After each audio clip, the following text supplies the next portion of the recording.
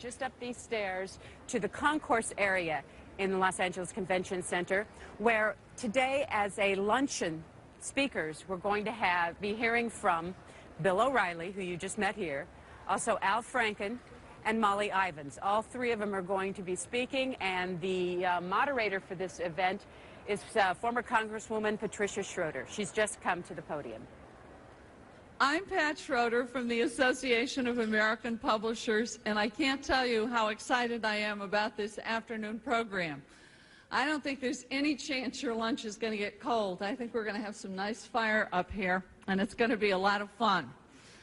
First of all, I have to apologize because Tucker Carlson had a family emergency, and he will not be up here. Therefore, I am smiling because this is Pat Schroeder's view of fair and balanced. Oh, sorry. Sorry. I also want to say that we have a very distinguished person in the audience today, one of my dear beloved former colleagues who is out carrying the torch 24/7, and all of us have to make sure that this works, and that is Congressman Bernie Sanders from Vermont. Stand up, Bernie.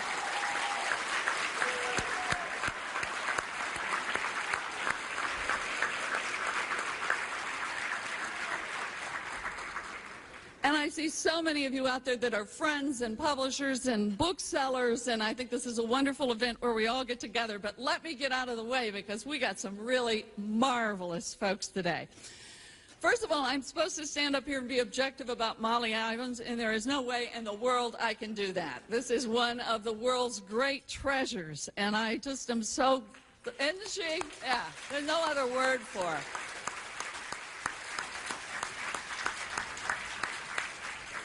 She makes the sisterhood proud, you know. She's got a column in over 300 newspapers where she tries to set everything straight. For some reason, she is able to remain cheerful in this political environment. This wonderful native of Houston went to Smith College. She got her master's from Columbia University School of Journalism, and now here is a little secret that I don't know if I should say or not in the climate we're in. She went to the Institute of Political Science in Paris. Oh. Yes, where she studied freedom, I think. Freedom. Anyway, she then went to work for the Houston Chronicle and had this first great job where she worked her way up to being sewer editor, and obviously that naturally got her right into politics. She found her course, and she has been there ever since. We all know the many of the wonderful newspapers she's been with, the Minneapolis Tribune, the New York Times, the Dallas Times-Herald, the Fort Worth Star-Telegram, the Texas Observer. We could go on and on. Some of the most distinguished journalistic instruments we have in this country. She's gone on to write books that we've all been very proud of. She's won all sorts of awards, and I could give you all of those. But I really think what we're here today is about this new book that's coming out. And believe me, I have made a pledge to make sure I live through fall, because this book is going to make my fall very much worthwhile. Molly is here today because with Random House, they are coming out with a great new book in the fall called Bushwhacked, Living with George W. Bush in America. I don't think anybody has had more experience than a Texan who has covered him from day one, and I am just going to get out of the way and turn this over to my heroine, Molly Ivins. Molly.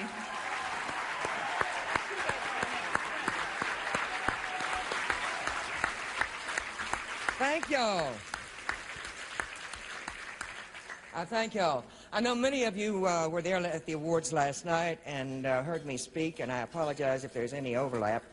I wanted to tell you another great reason to prefer independent booksellers. Right after Shrub came out, I was in Massachusetts, and the husband of a friend of mine came up to me and said, Molly, I knew that I would be seeing you this weekend, so a week ago I went to buy your book at the Barnes & Noble in Boston. And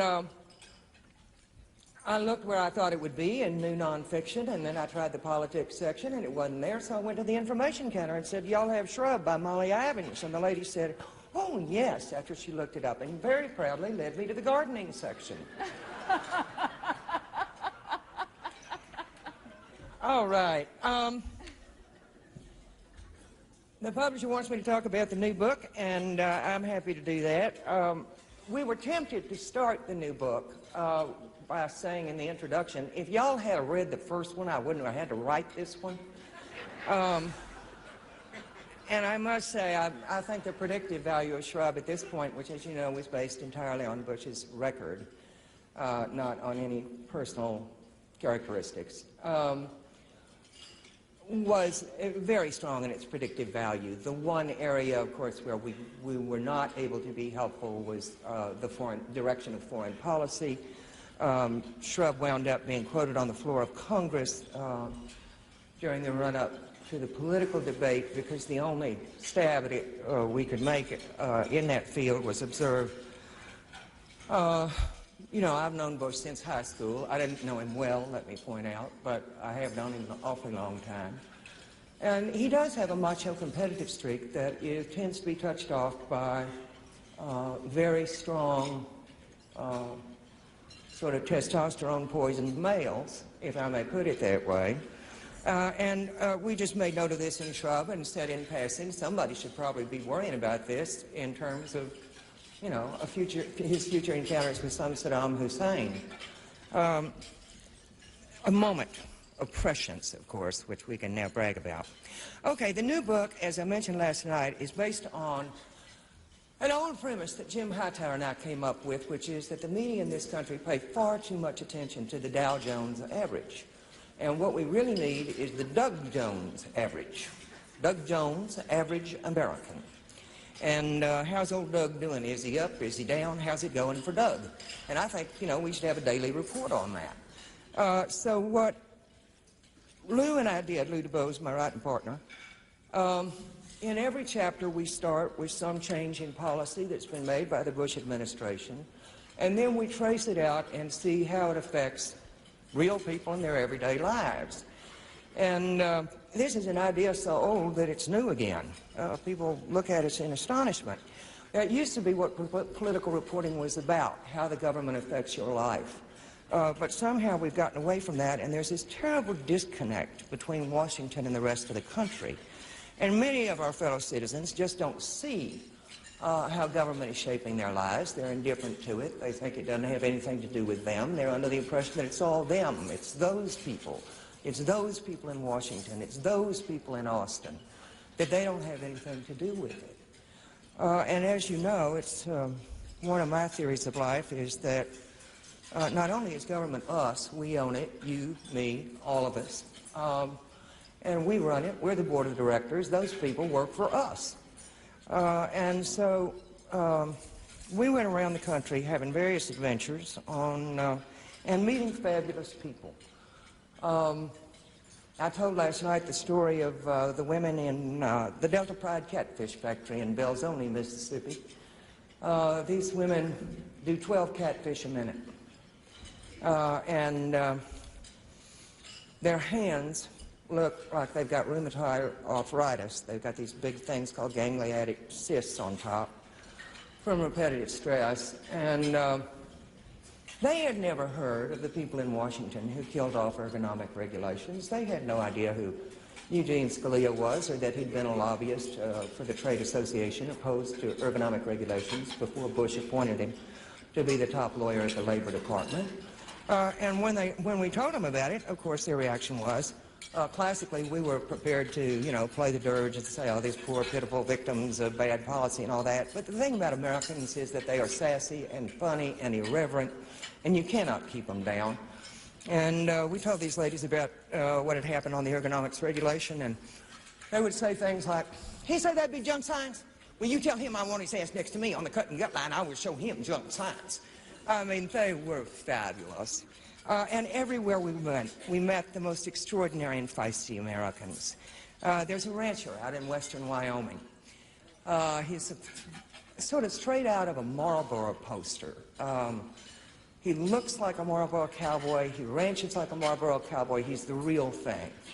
And one day, his ranch is watered by a stream, which, of course, water being scarce in that part of the country. He has carefully worked over the years to put in berms to take advantage of every single drop that comes through. And suddenly his water turned poisonous and started killing his grass. So of course he had to cut back on his herd, and he's been severely damaged, and he wants to pass that ranch on to his son, but he may not be able to do so. So he goes to the government for help with this problem, and the guy in question is named J. Stephen Griles. He's the #2 man at Interior. The problem is that upstream from this ranch, coal-bed methane operators are putting in wells to get out methane gas. And what happens in the course of doing that is they put in water, the water picks up salinity and poisons the rivers and the creeks. J. Stephen Griles, to whom our man tried to go with his complaint, was formerly the lobbyist for the Coal Bed Methane Operators Association, and not exactly sympathetic to the rancher's point of view. This is the kind of thing that we found again and again. This rancher was a member of the National Rifle Association. He was former chairman of the county Republican Party. He's just as staunch a Republican as you could wish. And he has joined an environmental group out there because he cannot get any relief or any help from his own government. He's tried suing them, and basically, as he says, he's paying for his lawyer to sue the government, and he's paying for the government's lawyer through his taxes. And he can't quite figure out how he got himself into this mess because he didn't do anything to anybody. The further part on the Griles chapter is that Griles tried to kill off an EPA report on the proposed overall methane operators plant, which said that the thing was El Stinko and would kill both the main rivers that provide all the water in northwestern Wyoming. Griles tried to have that one buried. Everywhere we went, we found people who were really heroes. We were looking into the result of the decision on Superfund. The Bush administration will not push to reinstate the tax on chemical companies that pays for Superfund toxic site cleanups. And I've always said Bush's chemical dependency problem has nothing to do with cocaine. It has to do with Dow and Monsanto. They were the forces that put him in office down in Texas. The trouble with, there's now no money left in the Superfund. They cut off the tax that paid for cleaning up orphan sites. But it's more than that. It's not just that the orphan sites, those abandoned with no, what they call legally responsible parties, can't get cleaned up. The way the government has gotten chemical companies and other polluters to clean up toxic waste sites is by saying either you do it or we'll do it and charge you 3 times as much as it costs us. Well, now there's no money in the Superfund site. They can't go ahead and clean up these sites where there are responsible parties and then fine them for the costs. And as a result, all the cleanup has stopped. We met a fellow who got interested in this problem in Edison, New Jersey. One day, he's a caterer, pastry chef. And one of his friends said to him, "You want to see some green rabbits?" And he went out, and by God, there were green bunny rabbits hopping around. And one of the all-time worst fly-by-night, sleazy chemical operators of all time had left huge pits containing everything from Agent Orange to something called Dynaseb. I mean, you've never heard such a nightmare of toxic chemicals in your life. And this Dynaseb actually turns bunnies green. And so this guy got really interested in the question. He was thinking, well, if it turns rabbits green, what the hell is it doing to the kids around here? And they finally got it declared a toxic waste site. And they got it on the Superfund list.